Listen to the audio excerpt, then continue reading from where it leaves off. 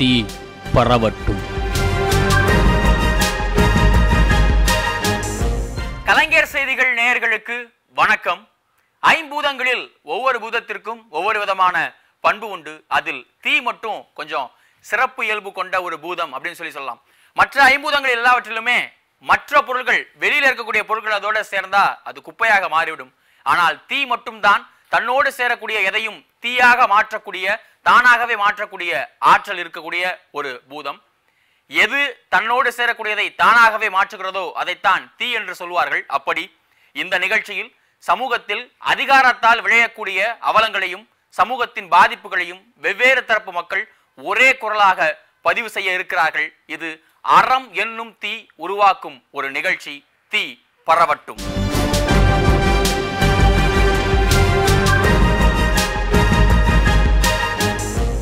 முதலில் நிகழ்ச்சிக்கு வந்திருக்கக்கூடிய அனைவரையும் அன்போடு வரவேற்கிறோம். இந்தியாவினுடைய உங்கள் வாழ்க்கையினுடைய கடந்த 5 ஆண்டுகளில் நீங்கள் சந்தித்த அரசியல் சிக்கல்கள், மிக குறிப்பாக மோடி அரசாங்கம் இங்கே வந்த பிறகு ஏற்பட்ட அரசியல் சிக்கல்கள், அதில் உங்களுடைய பார்வைகள், அதை குறித்து தான் இந்த நிகழ்ச்சியில் பேச போகிறோம். தமிழகத்தின் பல்வேறு தரப்புகளில் இருந்து, பல்வேறு பகுதிகளில் இருந்து வெவ்வேறு விதமான பிரச்சனைகளை எதிர்கொண்ட மனிதர்கள் இந்த ஒரே அரங்கத்திற்குள் இணைந்திருக்கிறீர்கள். எல்லா மாநிலத்துக்கும் மோடி போறார் இல்லையா? எல்லா மாநிலத்துக்கும் மோடி போறார். எல்லா மாநிலத்தில் இருக்கக்கூடிய மக்களுக்கும் அவர் போய் பார்க்கிறாரு, பேசுறாரு, பண்றாரு. அவங்களுடைய கட்சி அப்படிங்கிற ஒரு தேசிய கட்சி அடிப்படையில் எல்லா மாநிலத்திலும் நிகழ்ச்சி நடத்துறது. ஆனால் தமிழ்நாட்டுக்கு எப்பொழுதெல்லாம் அவர் வருகிறாரோ அப்பொழுது மட்டும் ஒரு குரல் கேட்டுக்கொண்டே இருக்கிறது, go back Modi. Go back Modi அப்படின்ற கோஷத்தை இங்கு யாரெல்லாம் எழுப்பியிருக்கிறீர்கள்? கொஞ்சம் கை தூக்க முடியுமா? ஆல்மோஸ்ட் ஆல் எல்லாருமே. ஏன் கோ பேக் மோடி என்று சொல்கிறீர்கள்? மோடி உள்ளேயே வரக்கூடாது என்று சொல்வதற்கான காரணம் என்ன? 2014 தேர்தல் நேரத்தில் மோடி கடலோர பகுதிகளில் மிகப்பெரிய அளவிற்கான பிரச்சாரங்களை ஏற்படுத்தினாங்க. கடல் தாமரை மாநாடு, இனி கடற்கரையில் இருக்கக்கூடிய மீனவர்களுக்கு எந்த பிரச்சனையுமே இருக்காது, எல்லாத்துக்கும் நான் ஒரு இரட்சகராக இருப்பேன், உங்களுக்கு பழங்குடியினர் பட்டியலில் உங்களை சேர்ப்போம், உங்களுக்குன்னு தனி அமைச்சகம் உருவாக்குவோம், மீனவர்கள் இனி இலங்கை இராணுவத்தினால் சுட்டுக் கொல்லப்பட மாட்டாங்க, உங்கள் எல்லாருக்கும் ஒரு இரட்சகன் அப்படின்னு உள்ளது மாதிரியான ஒரு நம்பிக்கையை விதைச்சிட்டு தான் கன்னியாகுமரியில், ராமேஸ்வரத்தில் கடல் தாமரை மாநாடு அப்படின்லாம் நடத்தினாங்க. நாங்களும் ரொம்ப நம்பினோம். ஆனால் முழுக்க இந்த கடலோர மக்களை விளிம்பு நிலைக்கு தள்ளி கடற்கரைக்கு உள்ளால அமிழ்த்தி இருக்கக்கூடிய மிகப்பெரிய அவலம் இந்த 5 வருஷத்தில் நிகழ்ந்திருக்கு. அதுலேயும் கன்னியாகுமரி மாவட்டத்தில் குறிப்பிட்டு சொல்லணும்னா, ஒட்டுமொத்த கன்னியாகுமரி மாவட்டத்தில் இருக்கக்கூடிய 3 லட்சம் கடலோர மக்களும் கத்தோலிக்க கிறிஸ்தவத்தில் மதத்தை பின்பற்றுறதுனால ஒரு மத துவேஷத்தை, ஒரு மதவெறியை உருவாக்கி இவங்களெல்லாம் அழிச்சே தீரணும் அப்படின்னு உள்ளது மாதிரியான ஒரு திட்டங்களை வழிவகுத்து எங்களுடைய பாரத பிரதமர் மோடி செய்தாங்க. இனி இந்த தேர்தலில் மாறும். அதனால தான் அவரை நீங்கள் வரவே கூடாது அப்படின்னு சொல்கிறதுக்கான காரணம், நீங்கள் காலடி எடுத்து வச்சாலே நாங்கள் கடலுக்குள்ளால் மூழ்கி போக வேண்டிய நிலை தான் உருவாகும் அப்படிங்கிறதுனால தான் கோபேக் மோடின்னு ஒரு கோஷத்தை அவர் தமிழ்நாட்டுக்கு வரும்போதெல்லாம் நாங்கள் முன்வைக்கிறோம். பொய் பேசுகிறவராக இருக்கிறார் ஒவ்வொரு விஷயத்துலையும். இந்த மோடி தொடர்ச்சியாக நான் ஒவ்வொரு அக்கௌண்ட்லேயும் ஒரு இளைஞர் அக்கௌண்ட்லேயும் 15 லட்ச ரூபா பணம் போடுவேன்னு சொன்னார், போடலை. அதே மாதிரி இந்த நாட்டில் 2 கோடி பேருக்கு ஆண்டுக்கு 2 கோடி பேருக்கு வேலை தருவேன்னு சொன்னார், கொடுக்கல. அப்படி எதையுமே செய்யாத பிரதமர் தான் சொன்னதே சொல்லலன்னு சொல்லக்கூடியவரா, மாற்றி பேசக்கூடியவரா, பொய் பேசுறவரா இருக்கிறாருன்றது தான். பேசுற பிரதமர் வேணா. So go back Modi. Go back Modi. வேற மற்றவர்கள் மன்னர் ஆட்சி காலத்தில் இந்தியா எப்படி இருந்ததுன்னு தெரியாது. ஆனால் சுதந்திரத்துக்கு பிறகு எனக்கு தெரிஞ்ச அரசியல் வரலாற்றில் நான் என்ன சாப்பிட்ணும், சாப்பாடு தட்டில் என்ன இருக்கணும்னு தீர்மானிக்கக்கூடிய ஒரு மோசமான கேவலமான அரசாங்கம்னா அதுதான். நான் மாட்டு இறைச்சி சாப்பிட்றேன்னா, ஆட்டு இறைச்சி சாப்பிட்றேன்னா என்னுடைய விருப்பம். எனக்கு ஒரு பிரச்சனைனா வராதவர் எலெக்ஷனுக்குனா மட்டும்தான் உள்ள வர்றாரு. தேர்தல் நோக்கத்துக்கு மட்டுமே வரணுங்கிறவரை நான் ஏன் உள்ள விடணும்? மோடி மக்களுக்கான தலைவர் அல்ல, பசுக்களுக்கான, மாடுகளுக்கான தலைவராக இருக்கிறார். பசுக்களின் பாதுகாப்பில் மட்டும் அவர் அக்கறை செலுத்துகிறார். அவருடைய இளமை காலம் இன்வெஸ்டிகேட்டே பண்ணக்கூடாத ஒரு விஷயமா, ரொம்ப மர்மமா, அது மட்டும்தான் அவரோட இதில் இருக்குது. ரெண்டாவது பாருங்கள், எந்த ஒரு பிரச்சனையிலையும் அவர் தன்னை இம்மீடியட்டாக வெளிப்படுத்தினதே கிடையாது. நல்லதோ கெட்டதோ அவருக்கு சாதகமான விஷயத்தில் கூட ஒரு ஒத்திகை இல்லாமல் அவரால் தன்னுடைய உணர்வுகளை வெளிப்படுத்த, ஏன்னா அப்படி எக்ஸ்பிரஸ் பண்ணார்னா அது ரொம்ப டேஞ்சர். அது அவருடைய பிம்பத்தை நொறுக்கி எக்ஸ்போஸ் ஆயிடுவார். அதனால அவர் மறைக்கிறார். இப்போ வரைக்கும் அது நடக்குது. இன்னொன்று, ஒரு மீட்டிங்க்கு முன்னாடி அவரோட முகபாவனை எல்லாம் பாருங்க, ரொம்ப ஒரு எக்ஸாம்பிள் ஒரு பையன் மாதிரியே இருக்கும். ஃபாரின் போகும்போது அந்த ஃப்ளைட்டு ஏறும்போது மட்டும்தான் நீங்கள் ரொம்ப சந்தோஷமான மோடியை பார்க்கலாம். சீரியஸ்லி அவர் இறங்கி அந்த வெளிநாட்டு ஒரு 130 கோடி மக்கள் இருக்கிற ஒரு நாட்டோட பிரதமருங்கிற வந்து ஒரு பெருமிதத்தை வந்து அவர் காட்டுறதே கிடையாது. நம்ம புதுசாக வந்து ஒரு நடிகரை பார்த்தா ஒரு சாதாரண மனுஷன் வந்து எப்படி வந்து பரவசமாவான், அதே மாதிரியான நடவடிக்கை வந்து நீங்கள் ஃபாரின் இவங்கள்ட்டையோ தலைவர்கள்ட்டையோ, அதுவும் எப்படின்னா பணக்கார நாட்டு தலைவர்கள்ட்ட மட்டும்தான். நீங்கள் அதையும் நீங்கள் நிறைய டிஃபரன்ஷியேட் பண்ணி பார்க்கலாம். சவுதி இளவரசருக்கு கொடுக்குற மரியாதையும் மற்றதும் வந்து வேறு வேறு மாதிரி இருக்கும். ஒட்டு மொத்தமாகவே இந்த பர்சனாலிட்டி இருக்கிற ஒரு நபரை ஒரு நார்சிசிஸ்டிக்கா, லோ செல்ஃப் எஸ்டீம், இன்ட்ரோவர்ட், எதெல்லாம் ஒரு மனுஷனுக்கு இருக்கக்கூடாதோ எல்லாமே இருக்குது. மருத்துவ கல்வி, மருத்துவ சேவை எல்லாவற்றிலுமே மாநில அரசுடைய உரிமைகளை பறிக்கிறது. அப்போ அந்த அரசு டாக்டர்களுக்கு முதுநிலை மருத்துவர்களிலே 50 விழுக்காடு இடஒதுக்கீடு ஏற்கனவே நடைமுறை இருந்தது. அது வந்து பொது சுகாதாரத்துறை மேம்படுத்தும். பொது மருத்துவமனையில் படித்த முதுநிலை மருத்துவம் படித்த டாக்டர் இருப்பாங்க. அப்போ ஏழை எளிய மக்களுக்கு அங்கே தரமான உயர் சிறப்பு சிகிச்சை கூட கிடைக்கிறதுக்கான வாய்ப்பு இருந்து கொண்டு இருந்தது. இப்போ வந்து அதை ரத்து பண்ணிட்டாங்க இந்த பிஜேபி அரசு வந்த பிறகு. அப்போ என்னன்னாக்க இனிமேல் எதிர்காலத்தில் அரசு மருத்துவமனையில் முதுநிலை மருத்துவ படிப்பு படித்த டாக்டர் அதிகமாக இருக்க மாட்டாங்க. அப்போ வந்து படிப்படியாக அரசு மருத்துவமனை ஒழித்து கட்டுவது, பொது சுகாதாரத்துறை ஒழித்து கட்டுவது, மாநில அரசுடைய உரிமையை வந்து மருத்துவ கல்வியிலும் மருத்துவ சேவையிலும் பறிப்பது என்ற நோக்கத்தோடு மத்திய அரசு பயணிக்கிறது. பிஜேபி அரசு செயல்பட்டு கொண்டிருந்தது. எனவே தான் அந்த கோபேக் மோடி என்ற கோஷம் வந்து தமிழ்நாடு முழுவதும் ஒழித்தது. அதில் வந்து நம்ம மருத்துவ பிரச்சனையை சேர்க்க வேண்டிய அவசியம் இருக்கிறது. அதுக்கடுத்து மிக முக்கியமாக பார்த்தீங்கன்னாக்க இன்றைக்கு இந்த அரசு தொடருமானால் இந்த நவீன மருத்துவ முறையே இருக்குமா என்பதெல்லாம் சந்தேகமாக இருக்கிறது. அவர் வந்து மிகவும் பழமைவாதத்தை வந்து கொண்டு போகிறார் மருத்துவத்துறையில். அப்போ இதையெல்லாம் மனசில் வைத்து தான் இப்போ அடுத்த கட்ட கோஷமாக get out Modi, go back மோடிங்கிறதுலேருந்து கெட் அவுட் மோடி என்று நம்ம வந்து சொல்லக்கூடிய கட்டத்தில் இருக்கிறோம். கிளைமேட் சேஞ்ச் இப்போ குறித்து மோடிகிட்ட கேட்கும் போது அவர் என்ன சொன்னார் அப்படின்னு பார்த்தீங்கன்னா, கிளைமேட் மாறல, நாம தான் மாறிக்கிட்டு இருக்கோம் அப்படின்னு ஒரு அபத்தமான ஒரு கருத்தை வந்து தெரிவித்தார். மோடியினுடைய அரசாங்கமும் இந்த காலநிலை மாற்றம் குறித்தான எந்த விதமான ஒரு புரிதல் இல்லாமல் தான் நடந்திருக்கு. கடந்த 5 வருடங்கள் நாம் பார்க்க வேண்டிய ஒரு முக்கியமான ஒரு பிரச்சனை. எல்லா அடிப்படையான சூழலில் பிரச்சனைக்கும் இது மிகப்பெரிய ஒரு பிரச்சனையாக இருக்கின்றது. எந்த விதமான ஒரு பாலிசி புதுசாக கொண்டு வந்திருக்காங்களா அப்படின்னு கேட்டிங்கன்னா அதுக்கானது இல்லை. கூடுதலாக இயற்கை வளங்களை தனியார்மயமாக்கக்கூடிய ஒரு போக்கு அதிகமாக இருக்கின்றது. அது மிகப்பெரிய ஒரு பிரச்சனை. நீங்கள் தமிழகத்தில் இருக்கக்கூடிய ஹைட்ரோ கார்பன் திட்டமாக இருக்கட்டும், மீத்தேன் திட்டமாக இருக்கட்டும், கெயில் திட்டமாக இருக்கட்டும், இல்லை நியூட்ரினோ திட்டமாக இருக்கட்டும், எல்லா சூழல் சார்ந்திருக்கக்கூடிய இயற்கை வளங்களும் வந்து பார்த்திங்கன்னா தனியாரிடம் கொடுக்கப்படுகின்றது. அது மத்திய அரசினுடைய நேரடி கட்டுப்பாட்டின் கீழாகவும் நேரடி உத்தரவின் கீழாக இருக்கும். இப்போ 2014ஆம் ஆண்டு அவர் வந்து கொடுத்த வாக்குறுதிகள் எதையுமே நிறைவேற்றவில்லை மீனவர்களுக்கு அப்படின்னு ஒருத்தர் சொல்றாரு. 2014 அவர் அப்படிதான் இருந்தாரு, நாங்க சொன்னோம் அப்ப, ஆனா நாங்க சொன்ன பொழுது யாரும் கேட்கல அப்படின்னு இப்ப இன்னொரு குரல் வருது. 2014 முன்னிறுத்தப்பட்ட மோடிக்கும் 2019 இருக்கக்கூடிய மோடிக்கும் என்ன வித்தியாசம்? அன்னைக்கு வந்து குஜராத் என்கின்ற மாநிலத்தில் முதலமைச்சராக இருந்தார். அந்த குஜராத்தில் மிகப்பெரிய ஒரு சாதனை செய்து விட்டது போலவும், அங்கு அவருடைய ஆட்சி திறனில் 1 லட்சம் கோடி ரூபாய் அவருடைய பணம் சேகரித்து அது அந்நிய வங்கிகளுக்கு அவர் கடனாக கொடுத்தார் என்கிற கோஷத்தை அவர்கள் முன்மொழிந்தார்கள். குறிப்பாக மேற்கு மாவட்டங்களில் கோவை, திருப்பூர், ஈரோடுலாம் வந்து அந்த சாயப்பட்ட பிரச்சனை இருந்துச்சு. அந்த சாயப்பட்ட பிரச்சனை வந்து அங்கே குஜராத்தில் வந்து நல்லா அந்த ஆர்ஓ சிஸ்டம் எல்லாம் அங்கே நிறையா இருந்துச்சு, எல்லாம் பண்ணாங்க. இங்கே ஆர்ஓ சிஸ்டம் வந்து இல்லை, இதை வந்து அரசாங்கம் எங்களை வந்து வேண்டுமே நொடிக்குது என்கின்ற ஒரு பொய்யான கோஷத்தை ஒரு கட்டமைத்தார்கள். ஆனால் தமிழ்நாட்டில் இந்த கொங்கு மண்டலத்தில் அதிகமாக வந்து அந்த ஆர்ஓ சிஸ்டம் நல்லா இருந்தது. ஆனால் குஜராத்தில் வந்து ரோட்டில் வந்து சாய தண்ணிகள் போகிறவங்களுக்கு மிக ஒரு பின்தங்கிய மாநிலமாக தான் குஜராத் இருந்தது. ஆனால் அந்த குஜராத்தை வந்து ஒரு அமெரிக்காவில் இருக்கிற ஒரு நியூயார்க் நகரத்தை போல ஒரு கட்டமைத்தார்கள். அன்றைய டெக்னாலஜி மோடி அந்த குஜராத்தை வந்து ஒன்றும் இல்லை, நாங்கள் இங்க இருக்கிற நம்ம கடைசியா எண்டா இருக்கிற கன்னியாகுமரி கூட நல்லா இருக்கு, அங்க குஜராத் ரொம்ப மோசமானதில் இருக்கிறங்கிற அந்த உண்மையை வட்ட வெளிச்சமாக இன்றைய தகவல் தொழில்நுட்பம் வெட்ட வெளிச்சதால் மோடியினுடைய பொய் முகம் அவிழ்க்கப்பட்டு விட்டது. 2014 மோடிக்கும் 2019 மோடிக்கும் என்ன வித்தியாசம்? பொய்க்கும் உண்மைக்கும் இடையிலான வித்தியாசம் தான். அடிப்படையில் 2014 வந்து மோடி வந்து ஒரு வளர்ச்சி நாயகனாக முன்னிறுத்தப்பட்டார். விகாஷ் புருஷ் அப்படின்னு முன்னிறுத்தப்பட்டார். அதாவது 80% மார்க் எடுத்த ஒருத்தங்கிட்ட வந்து பார்த்தியா நான் 35% மார்க் எடுத்து பாஸ் ஆகிருக்கேன் அப்படின்னு ஒருத்தன் வந்து மார்க் தட்டுறான். ஓ அப்படியா நீ பாஸ் ஆகிட்டியா அப்படின்னு நம்ம பார்த்துட்டு இருந்தோம். இந்த கேவலம் தான் அப்போ நடந்தது. சரி, விகாஷ் புருஷன் நீங்கள் வந்து உத்தரப்பிரதேசம், பீகார் போன்ற மாநிலங்களில் எந்த வளர்ச்சியும் இல்லாமல் இருந்தது. ஒருவேளை நீங்கள் சொல்கிறது அவங்களுக்கு முக்கியமாக இருந்திருக்கலாம். நீங்கள் 35% தான் எடுத்தீங்க, அவங்க 15% தான் எடுத்துருக்கிறாங்க. ஆக வந்து வட மாநிலங்களில் இந்தி பேசுகிற பகுதிகளில் உண்மையிலே நிலம் மோசம், குஜராத்தை விட மோசம்தான். அந்த மக்கள் பெருவாரியாக மோடிக்கு வாக்களித்தார்கள். மோடியோட வெற்றிங்கிறது மத்திய வட இந்திய மாநிலங்களில் இந்தி ஸ்டேட்ஸுடைய நம்பிக்கை தான். ஜாதி மதம் முஸ்லீம்கள் கூட வாக்களித்தார்கள் உத்தரப்பிரதேசில் மோடிக்கு. எந்த நம்பிக்கையில் வாக்களித்தாங்க?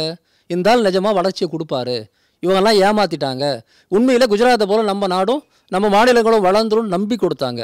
5 வருஷம் கழித்து பார்த்தா நிலைமை முன்னை விட மோசமாக இருக்குதே ஒழிய. ஒரு பக்கம் வளர்ந்த மாநிலங்களாக இருக்கக்கூடிய தமிழ்நாடு, கர்நாடகா, ஆந்திரா போன்ற மாநிலங்கள்லையும் நிலைமையை மோசப்படுத்தியிருக்கிறார். நம்ம மேற்கு மாவட்டங்களில் நம்பி ஓட்டு போட்டாங்க. இன்றைக்கி இந்தியாவில் மிக மோசமான அளவுக்கு டிமானிட்டைசேஷன், ஜிஎஸ்டி போன்றவற்றால் பாதிக்கப்பட்டிருப்பது நம்முடைய மேற்கு மாவட்டங்கள் தான். ஆக யாரெல்லாம் நம்பி ஓட்டு போட்டாங்களோ, என்னை நம்பி நீ ஓட்டு போட்டதில்ல, உன் கழுத்தை அறுக்கிறேன்னு அறுத்தவர் தான் மோடி. மாற்றத்தின் அடையாளமாக முன்னிறுத்தப்பட்ட, மாற்றத்தின் நாயகனாக முன்னிறுத்தப்பட்ட மோடி ஏமாற்றத்தின் அடையாளமாக மாறி போனார் 2019. நம்பிக்கையின் அடையாளமாக முன்னிறுத்தப்பட்டு பிரச்சாரம் செய்யப்பட்ட மோடி அவநம்பிக்கையின் அடையாளமாக மாற்றப்பட்டார். இந்த குஜராத் மாடல்னு சொன்னதே ஒரு பொய். அந்த சென்ற தேர்தலில் எதையெல்லாம் சொன்னாங்களோ அதை குறித்து நான் ஒரு நூல் எழுதியிருக்கேன், குறிப்பாக மருத்துவத்துறையில். அப்போ எந்த அளவுக்கு மோடி அரசாங்கம் ஏமாற்றிருக்கிறது தான். இப்போ பார்த்தீங்கன்னா இந்தியாவிலே மிக குறைவாக ஹெல்த்துக்காக நிதி ஒதுக்கிய ஒரே மாநிலம் குஜராத் தான். 0.7 விழுக்காடு தான் மக்கள் நல்வாழ்வுத்துறைக்காக குஜராத்தில் மக்கள் நல்வாழ்வுத்துறை நிதி ஒதுக்கப்பட்டது. எப்பொழுதெல்லாம் மத்தியில் பிஜேபி அரசு வருகிறதோ அப்பொழுதெல்லாம் நிதி ஒதுக்கீடு ஹெல்த்துக்கும் எஜுகேஷன் குறைக்கப்படும். இப்போ உத்தரப்பிரதேசில் இந்த புதிய பிஜேபி அரசாங்கம் நிதியை ஹெல்த்துக்கும் குறைச்சிட்டாங்க, எஜுகேஷன் குறைச்சிட்டாங்க. அதேபோல் பிஜேபியில் வாஜ்பாய் அவர்கள் பிரதமராக இருந்தபோது குறைக்கப்பட்டது. அதேமாதிரி குஜராத்தில் பிரதமர் அன்னைக்கு முதலமைச்சர் அந்த மோடி அவர்களுடைய ஆட்சி காலத்திலையும் ஹெல்த்துக்கான நிதி ஒதுக்கீடு குறைக்கப்பட்டது. அதேபோல் தலித்துகள், பழங்குடியின மக்கள் அரசு மருத்துவமனைகள், பொது மருத்துவமனைகளுக்கு போகின்ற இது பார்த்தீங்கன்னாக்க எந்த மாநிலத்தில் ரொம்ப குறைவு அப்படின்னாக்க குஜராத்தில் தான். அதுபோலவே பேறுகாலத்தில் இருக்கக்கூடிய கர்ப்பிணி பெண்கள் அதிகமான இரத்த சோகையால் இங்கே பாதிக்கப்பட்டிருக்காங்க குஜராத் தான். அப்போ இதையெல்லாம் ஒப்பீடு செய்து ஒரு நூலை சென்ற 2014 தேர்தல் சமயத்தில் வெளியிட்டேன். அதில் அப்பொழுதே சொல்லப்பட்டதெல்லாம் போய். அதுபோல் குஜராத்தில் மின்சாரம் தொடர்ந்து கிடைக்கிறது, எல்லா கிராமத்துக்கும் எல்லா வீட்டுக்கும் வழங்கிட்டோம்லாம் பிரச்சாரம் பண்ணாங்க. அதுவும் தவறு. பழங்குடியின மக்கள் வாழ்கின்ற பகுதியில் மின்சாரம் வழங்கப்படவில்லை, கிராமப்புறங்களில் மின்வெட்டு இருந்தது, அதெல்லாம் அவங்க போய் சொன்னாங்க. இதை பற்றி பார்த்தீங்கன்னாக்க அக்கார் புக் ஹவுஸ்னு டெல்லியில் இருக்காங்க, அவங்க ஒரு பெரிய புக்கை அவங்க வெளியிட்டிருக்காங்க. அதனால் சென்ற 2014 மோடியை ப்ரொஜெக்ட் பண்ணதே தவறான விஷயம். அதுக்கடுத்து சென்ற தேர்தலில் மோடி அலை வீசியது என்பதே தவறான வாதம். ஒட்டுமொத்தமாக பதிவான வாக்குகளில் மோடி பிஜேபி அரசாங்கம் பெற்ற வாக்கு 31 விழுக்காடு தான். ஒட்டுமொத்தமாக பதிவான வாக்குகளில் 31 விழுக்காடை மட்டுமே பெற்றவர் பிரதமராக இருக்காரு. மீதி 69% வாக்குகள் எதிர்க்கட்சியில் போயிருக்கு. எதிர்க்கட்சியில் பிரிஞ்சினதுனால மோடி ஆட்சி அதிகாரத்துக்கு வந்துவிட்டார், அவ்வளோதான். இது மோடியுடைய அலையினால் அவர் வந்துவிட்டார், பிஜேபியை மக்கள் அமோகமாக ஆதரித்தார்கள், அதனால் வந்துவிட்டார் என்று எடுத்துக்கொள்ள முடியாது. அதற்கு பதிலாக நம்முடைய பாராளுமன்ற ஜனநாயகத்தில் கூட குறைபாடு, விகிதாச்சார பிரதிநிதித்துவ தேர்தல் முறை இருந்திருந்தால் சென்ற முறை மோடி பிரதமராக இருக்க முடியாது. இப்போ சில புகைப்படங்கள் மட்டும் பார்க்கலாம். அந்த புகைப்படங்களுக்கு பின்னாடி இந்த பிரச்சனைகள், அதை நீங்கள் எதிர்கொண்ட விதம், அதை பற்றி மட்டும் பேசலாம். இந்த புகைப்படம் பேங்க் இதில் ஒரு வயதான நபர், ஒரு முதியவர் பணம் எடுக்க போன நேரத்தில் கலங்கி அழுகக்கூடிய ஒரு பிக்சர். இந்த பிக்சர் எந்த நேரத்தில் நடந்திருக்கும் அப்படின்னு சொல்லிட்டு உங்களுக்கு தெரியும். டிமானிட்டைசேஷன். ஸோ டிமானிட்டைசேஷன் அறிவிக்கப்பட்ட சமயத்தில் அதை நீங்கள் எப்படி எதிர்கொண்டீர்கள், எப்படி இருந்தது அன்றைக்கி சூழல்? டிமானிட்டைசேஷன் அறிவித்தப்ப நான் ஒரு வணிகவியல் மாணவனாக இருந்தேன். அந்த நேரம் நாங்கள் டெசர்டேஷன் சப்மிட் பண்ணணும். அதுக்காக சரி என்ன ரிசர்ச், எந்த டாப்பிக்கு அப்படின்னு சொல்லி யோசிச்சுட்டே இருக்கப்போ டிமானிட்டைசேஷன் பற்றி பண்ணலாம், 100 நாள் அதோட தாக்கம் எப்படி இருந்துச்சு அப்படின்ட்டு. இப்போ பஸ் ஸ்டாண்டில் நான் ஒருத்தர் சந்தித்து பேசினேன், கூடுவாஞ்சேரி பக்கத்தில் இருக்க ஒரு பஸ் ஸ்டாண்டில் நான் ஒருத்தர் சந்தித்து பேசினேன். அவர் என்கிட்ட ஒரு விஷயத்த சொல்லிட்டு அழுதார். அந்த மனுஷனோட அழுகுரல் எனக்கு இன்னும் கேட்டுக்கிட்டே இருக்குது. 7ஆம் தேதி சாயந்தரம் என் பையனுக்கு ஆக்சிடென்ட் ஆகிடுச்சுப்பா, ஹாஸ்பிட்டலில் 15,000 ரூபாய் பணம் கட்ட சொன்னாங்க. நான் பணம் ரெடி பண்ணி எடுத்துகிட்டு போகிறதுக்குள்ளார நான் எடுத்துகிட்டு போன நேரம் அவர் டிமானிட்டைசேஷன் அறிவிச்சிட்டாரு. ஹாஸ்பிட்டலில் அந்த பணத்தை வாங்கிக்க மாட்டேன், இல்லை ஹாஸ்பிட்டலில் வாங்கிக்கலான்னு அவங்க சொல்கிறாங்க, நீங்கள் வாங்கிக்கோங்கன்னு நான் எவ்வளோ கெஞ்சினேன். அவங்க அந்த பணத்தை வாங்கிக்க மாட்டேன்ட்டாங்க. 1 வாரம் என்னால் வேறு எங்கேயுமே பணம் திரட்ட முடியல, யார்ட்டையுமே பணம் இல்லை. 10 நாளைக்கு அப்புறம் என் பையனோட காலை எடுக்க வேண்டிய சூழ்நிலைக்கு ஆகிப்போச்சு, என் பையன் இன்றைக்கி நடக்கலை அப்படின்னு சொல்லிட்டு அவர் அழுதார். அந்த அழுகுரல் எனக்கு இன்னமும் இருந்துச்சு. அதுக்கப்புறம் அடுத்த 6 மாதத்தில் நான் ஒரு வங்கியில் வேலைக்கு போனேன். டிமானிட்டைசேஷன்லாம் முடிஞ்சு ஒரு 6-7 மாதத்துக்கு அப்புறம் நான் வங்கியில் வேலைக்கு சேர்ந்தேன். அப்பையும் அந்த வங்கியில் பணம் போடுறவங்க எடுக்கிறவங்க அந்த டிமானிட்டைசேஷனை பற்றி சொல்கிற கதைகள், இல்லை அவங்க அதோட அனுபவங்கள் சொல்கிறது நம்ம கை காலெலாம் நடக்கும். அந்த 1 வாரம், அந்த 15 நாள் அன்றைக்கி அந்த வங்கி ஊழியர்களோட மனநிலை எப்படி இருந்துச்சு, அந்த வங்கியில் வந்துட்டு போனவங்களோட இது எப்படி இருந்துச்சு அப்படின்ற அந்த கேட்டோன்னா நம்மளால் பதப்பதச்சு அது ஒன்றுமே பண்ண முடியாது. எனக்கு இன்னமும் அந்த அழுகுரல் கேட்டுகிட்டே இருக்கு. அவர் கையை பிடிச்சிட்டு அழுதார். என்னால் என் பையன் எனக்கு நடக்க முடியாமல் போயிட்டான், என்கிட்ட பணம் இருந்து நான் என் பையன் காலை காப்பாற்ற முடியாமல் போயிடுச்சு, இது யார் தப்பு அப்படின்னு கேட்டார். அந்த கேள்விக்கான பதில் என்னைக்கு யார் கொடுக்க போகிறாங்கன்றது எனக்கு இன்னமும் புரியல. இன்னொருத்தருக்கு இல்லை, நான் தான் பாதிக்கப்பட்டிருந்தேன். உடம்பு சரியில்லாமல் இருந்தோம். அப்போ அந்த திருவனந்தபுரம் ஆஸ்பத்திரி போகிறதுக்காக நானும் ஜடன்மா காரில் போயிருக்கும்போது திடீர்னு அவங்க ஒரு ஸ்கேன் எடுக்கணும்னு சொல்லியிருந்தாங்க. அந்த ஸ்கேன் எடுக்க போகும்போது எங்கள்கிட்ட அந்த பழைய நோட்டு தான் இருந்துச்சு. ஆனால் அவங்க அதனால் நிறைய நாங்கள் பாதிக்கப்பட்டோம். அவங்க என்ன அந்த ஹாஸ்பிட்டலில் அந்த ஸ்கேனிங் இதில் விடுத்துக்கிட்டு அந்த நோட்டை மாறுறதுக்காகவும் அந்த பேங்கில் போகிறதுக்கும் எவ்வளோ அந்த ஆஸ்பத்திரியில் இருந்து நாங்கள் அந்த நோட்டு மாறுறதுக்கு அவங்க என்னை ஒத்தையாக தனியாக விட்டுக்கிட்டு அவங்க போகும்போது அது எவ்வளோ கஷ்டமான சூழ்நிலை. அது எனக்கே இப்படிப்பட்ட இதில் இருக்கும்போது அப்போ என்னை விட பாதிக்கப்பட்ட மக்கள் எவ்வளவோ இருப்பாங்கன்னு அதை அப்போ தான் உணர முடியுது. மக்கள்கிட்ட இருந்து நேரடியாகவே கொள்ளடிச்ச இந்தியாஸ் பிக்கெஸ்ட் கரப்ஷன்னா அது டிமானிட்டைசேஷனாக மட்டும்தான் இருக்க முடியும். வேறு எந்த கரப்ஷனுமே இவ்வளோ பெருசு கிடையாது. நேரடியாக என்னோடய பேங்க் அக்கௌண்ட்டில் கை வச்சு அவன் எடுத்தான் அந்த காசை. ஸோ இப்படியும் நடந்தது. இதை இந்த எல்லா விஷயமும் அவர் எதுக்காக பண்ணார் அப்படின்றதுல பல கோணங்களில் பார்க்கலாம். நான் பிளாக் மணி எடுத்துகிட்டு வரேன், டெரரிசம் ஸ்டாப் பண்ணிவிடுவேன், அது இதுன்னு எல்லாரும் பேசினாங்க. அவங்களோட வாரியர் சோஷியல் மீடியாவில் பேசினாங்க.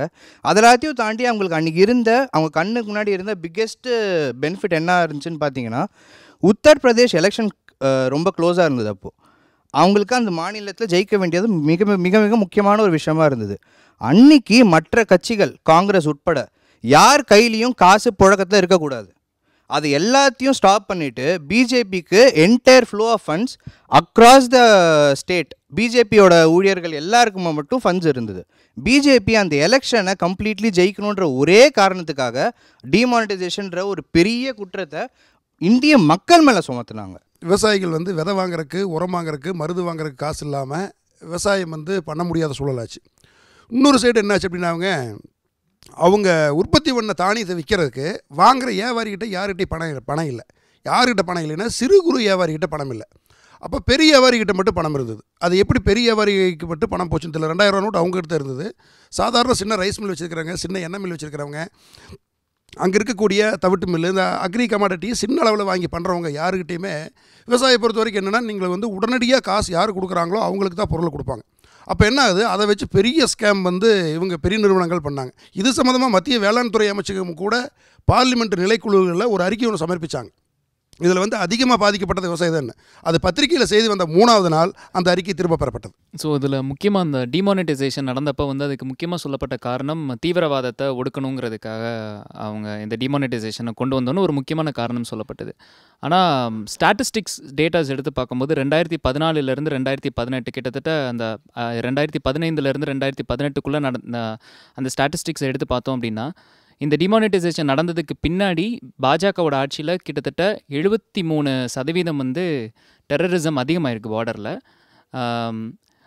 டெரரிசம் பார்டரில் அதிகமாகிருக்கு. உள்நாட்டில் வந்து 263% வந்து காங்கிரஸ் ஆட்சியை காட்டிலும் இந்த டிமானிட்டைசேஷனுக்கு பின்னாடி வந்து டெரரிசம் உள்நாட்டில் அதிகமாகிருக்கு அப்படின்னு நேஷ்னல் ஸ்டாட்டிஸ்டிக்ஸ் ரிப்போர்ட்டே சொல்லுது.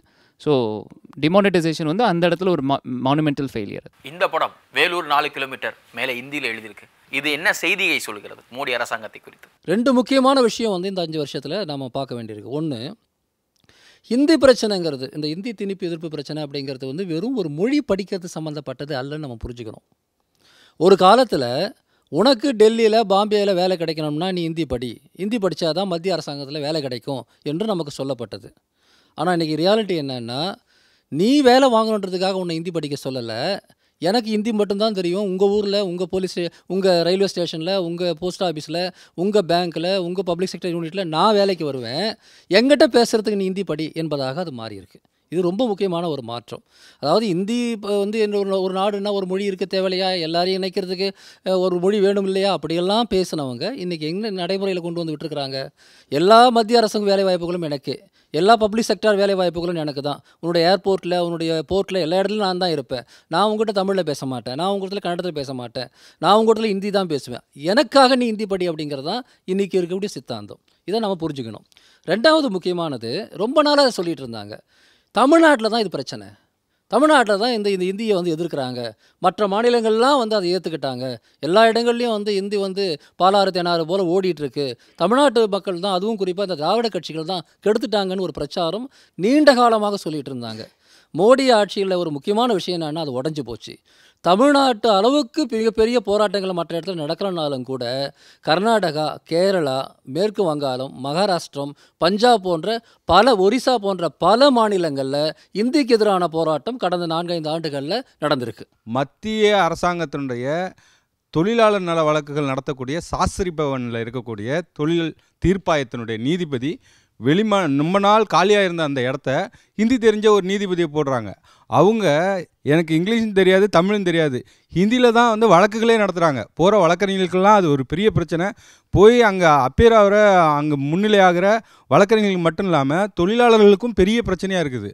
தொடர்ச்சியாக இந்த மாதிரி அரசு நிறுவனங்களுக்குள்ள ஹிந்தி தெரிஞ்சவங்களை மட்டுமே அதிகாரிகளாக நியமித்து வச்சுருக்கிறது ரொம்ப பெரிய பிரச்சனையாக இருக்குது இன்றைக்கி. அதே தான் இங்கே இருக்கிற எல்லா விஷயங்களுக்கும், போர்டுலேருந்து எல்லா விஷயங்களும் இந்தியா அமல்படுத்திக்கிட்டே இருக்கிறாங்க தொடர்ச்சியாக. நிகழ்ச்சியினுடைய சிறப்பு விருந்தினராக காங்கிரஸ் கட்சியினுடைய மூத்த தலைவர்களில் ஒருவர், ஜனநாயக கோட்பாடுகளை மிக சிறப்பாக உள்வாங்கி கொண்ட ஒரு நல்ல நாடாளுமன்ற ஜனநாயகவாதி பீட்டர் அல்போன்ஸ் அவர்கள் வந்திருக்கிறார்கள். நிகழ்ச்சிக்கு அவரை அன்போடு வரவேற்கிறோம். தமிழ்நாடு முழுவதும் இருந்து பல்வேறு தரப்பை சேர்ந்தவர்கள் வந்திருக்கிறார்கள். மீனவர்கள், சிறு குறு தொழில் செய்யக்கூடியவர்கள், மருத்துவர்கள், இளைஞர்கள், கல்லூரி படிப்பை முடித்தவர்கள் எல்லோரும் வந்திருக்கிறார்கள். எல்லோரும் சொல்லக்கூடிய ஒரு குரலாக இருப்பது 2014 முன்னெடுத்தப்பட்ட நாங்கள் பார்த்த மோடிக்கும் 2019 நாங்கள் இன்றைக்கு பார்க்கிற மோடிக்கும் நிறைய வித்தியாசம் இருக்கு அப்படின்னு. நீங்க ஒரே மாதிரி தான் பார்த்துட்டு வந்திருப்பீங்க காங்கிரஸ்காரர். நீங்கள் இன்றைக்கு ஒரு எதிர்க்கட்சி என்பதை தாண்டி இந்திய அரசாங்கத்தினுடைய கீழ் இருக்கும் ஒரு குடிமகன், இந்தியாவுடைய ஒரு பிரஜை அப்படின்ற அடிப்படையில் இன்று நடக்கக்கூடிய பிரச்சனைகள் எப்படி பார்க்குறீங்க? நான் இந்தியாவினுடைய குடிமகன் என்று பார்ப்பதை விட இன்று மோடியை தமிழனாக பார்ப்பதிலே நான் ரொம்ப பதபதைத்து போயிருக்கிறேன். ஏனென்றால் ஒரு நல்ல தமிழனாக இல்லாமல் இந்தியனாக இருக்க முடியாது. தமிழனாக இல்லாமல் இந்தியனாக இரு என்று சொன்னாலும் என்னால் அதை ஏற்றுக்கொள்ள முடியாது. இன்று மோடி அரசினுடைய செயல்படுகிற விதத்தை பார்க்கின்ற போது தெற்கே ஒரு இந்தியா இருக்கிறது என்பதே மோடி அரசுக்கு தெரியவில்லை, அல்லது மோடி அரசை நடத்துகிறவர்களுக்கும் தெரியவில்லை. அவர்களுக்கு தெற்கே இருக்கிற இந்தியா அவர்களுக்கு அவசியமும் இல்லை. ஏனென்றால் தெற்கே இருக்கிற இந்தியாவினுடைய தலைவர்களை விலை கொடுத்து வாங்கிவிட முடியும் அல்லது மிரட்டி பணிய வைக்க முடியும் என்று மோடி நினைக்கிறார். இந்த 3 மாதத்திற்குள்ள 5000 கோடி விளம்பரத்திற்கு மட்டும் மோடி அரசு கொடுத்திருக்கிறது. நீங்க சமீப காலமாக பத்திரிகைகளை பார்த்தீங்கன்னா தினசரி 4 முழுப்பக்க விளம்பரம். மோடியினுடைய படம் போடாமல் முழுப்பக்க விளம்பரம் இல்லை. இந்த விளம்பரங்களை வாங்குகிற அந்த பத்திரிகைகள் ஏதாவது மோடிக்கு எதிராக, மோடி அரசாங்கத்திற்கு எதிராக ஒரு சிறிய செய்தியை போட்டால் கூட அந்த செய்தி மறுநாள் அந்த பத்திரிகையை கூப்பிட்டு சம்பந்தப்பட்ட அமைச்சரே பேசுகிறார், விளம்பரத்துறை அமைச்சரே பேசுகிறார். நீங்க ஒரு பிரபலமான இந்து பத்திரிகையினுடைய பாரம்பரியமும் அதனுடைய பழமையும் அது சுதந்திர போராட்டத்தின் காலப்போ செய்திருக்கிறதும் எங்க போஃபஸை கூட அந்த பத்திரிகை தான் கொண்டாந்தாங்க. அவர் ராம் சொல்றார், நான் ராஜீவ்காந்தியின் மீது போஃபஸ் உடைய அந்த கலக்கம், என்னைக்கு ஒரு நாள் கூட என்னை ராஜீவ்காந்தி மிரட்டவில்லை. ராஜீவ்காந்தி என்னை அழைத்து ஒரு இடத்துல பார்க்கும்போது கூட என் அவ்வளவு அருமையாக பேசி கொண்டிருந்தார். ஆனால் இன்றைக்கி அவரை இன்றைக்கி அஃபிஷியல் சீக்ரெட்ஸ் ஆக்டில் நீங்கள் அவரை வழக்கு போடுவேன் என்று மிரட்டுகிறார்கள், ஹிந்து பத்திரிகை மிரட்டுகிறார். ஆகவே இதை போன்ற சம்பவங்கள் நடக்கிற நேரத்தில் இப்போ நீங்கள் பெரிய புயல் நடந்ததில்ல, அந்த புயலை நம்மளை பார்க்காத பிரதமரை பார்த்து நான் எப்படி மகிழ்ச்சி அடைய முடியும்? அப்போ நான் தமிழன் என்று பதற மாட்டேனா? இன்றைக்கி நியூசிலாண்டில் ஒரு ஒரு ஒரு தற்கொலைப்பட தாக்குதல் நடந்திருக்கு. நேற்று இரவு நடந்திருக்கு. ஒரு 5 நிமிடத்திற்குள் பிரதமர் மோடி அவர்கள் அதற்கான ட்விட்டர் சுற்றுரை பதிவு செய்கிறார். ஆனால் தமிழ்நாட்டிலே 100 பேர் இறந்த பிறகும் கூட ஒரு ட்விட்டரில் கூட அந்த போடுவதற்கு பிரதமருக்கு மனம் வரவில்லையே. அந்த பிரதமரை பார்த்து நான் பதவதைக்காமல் என்ன செய்ய முடியும்? மத்திய அரசினுடைய டிஃபென்ஸ் பர்ச்சேஸ் ப்ரொசீஜர், டிபிபின்னு சொல்கிறது, அந்த டிஃபென்ஸ் பர்ச்சேஸ் ப்ரொசீஜரை நம்ம தான் மன்மோகன் சிங் அரசாங்கம் போட்டு அதில் ஆன்டி கரப்ஷன் கிளாஸஸ்ன்னு சேர்த்தோம். அதாவது ஒரு கம்பெனி இன்னைக்கு நமக்கு ஆயுதத்தை வித்துட்டு நாளைக்கு இதில் ஊழல் நடந்திருக்கிறது என்கிற தகவல் வந்தால் அந்த கம்பெனியின் மீது கிரிமினல் நடவடிக்கை எடுப்பதற்கான அதிகாரத்தை அது கொடுக்குது. அவர்களிடமிருந்து கொடுத்த பணம் அத்தனையும் முழுமையாக திரும்ப பெறுவதற்கு கொடுக்கிறது. இந்த கிளாஸை ஊழலுக்கு எதிரான அரசாங்கம் என்று பேசிய மோடி அந்த ஒப்பந்தத்தையே ரத்து செய்துவிட்டு, அந்த ஷரத்துக்களையே ரத்து செய்துவிட்டு தான் இப்போ ரஃபேலோட டீல் போட்டிருக்காரு. இன்னைக்கு தகவல் அறியும் உரிமை சட்டம் இன்னைக்கு பல விஷயங்கள் வெளியே வருவதற்கு காரணமே தகவல் அறியும் உரிமை சட்டம் தான். ஆனால் அந்த தகவல் அறியும் உரிமை சட்டத்தினுடைய கமிஷனரையே மிரட்டி வழக்கு போட்டார் மோடியினுடைய அரசு. அவர் மேலே மத்திய அரசு chief commissioner of information commissioner மீதே வழக்கு போட்டு அந்த ஆணையத்தின் மீதே வழக்கு போட்டு அந்த ஆணையத்தையே முடக்கியவர் அவர். இன்னைக்கு பிஎஸ்என்எல்ல முடக்கி அதை ஏன் முடக்குனாங்க? இன்னைக்கு வந்து வோடாஃபோனுடைய சிஎம்டி வோடாஃபோனுடைய சிஎம்டி வந்து லண்டனில் இருக்கிறார். அவர் சொல்கிறாரு, கடந்த 5 ஆண்டுகள் Modi government has given undue importance to Jio. Reliance ஜியோவுக்கு வந்து மிக முக்கியத்துவம் கொடுத்து இந்த துறையில் இருக்கிற அத்தனை சர்வீஸ் ப்ரொவைடரையும் முடக்கி விட்டார்கள்னு அவர் குற்றம் சாட்டுகிறார். அப்போது இன்னைக்கு வந்து பிஎஸ்என்எல் செயலிழந்து போனதுக்கு என்ன காரணம்னா ரிலையன்ஸுக்கு கொடுக்குற முக்கியத்துவம் தான் காரணம். உலகத்திலே வந்து இவ்வளவு சீப் டேரிஃப் வந்து நீங்கள் ஐக்கிய முற்போக்கு கூட்டணி அரசு மன்மோகன் சிங் காலத்தில் தான் டெலிஃபோனுக்கு வந்து இவ்வளவு சீப்பாக இருந்தது. என்னைக்கு வந்து இன்கமிங் கால் என்னைக்கு ஃப்ரீயாக கொடுத்தாங்க? அது எல்லாமே அந்த பீரியடில் தானே வந்தது உங்களுக்கு. அது ஏன்னு கேட்டிங்கன்னா அந்த சலுகைகளை பெற்ற சர்வீஸ் ப்ரொவைடர்ஸ் வந்து அதை திரும்ப வந்து வாடிக்கையாளர்களுக்கு கொடுக்க வேண்டும் என்கிற ஏற்பாட்டோடு மோடியை பற்றியும் மோடி அரசாங்கத்தை பற்றியும் முழு உண்மைகள் வெளியே வந்தால் அவர்கள் தேர்தல் பிரச்சாரத்திற்கே மக்களை பார்க்க வர முடியாது. தொடர்ச்சியாக பல்வேறு விஷயங்கள் பேசிட்டு இருக்கோம் இல்லையா? இந்த படம் பார்த்தோன்னே எல்லாருக்கும் தெரிஞ்சிருக்குன்னு நினைக்கிறேன். ஒக்கி புயல். மற்ற நேரங்கள் எல்லாத்துலையுமே இங்கே 2 அரசாங்கங்கள் இருக்குது. ஒன்று மாநில அரசாங்கம், இன்னொன்று மத்திய அரசாங்கம். ரெண்டுமே சேர்ந்து தான் சில விஷயங்களை வந்து செய்ய முடியும்.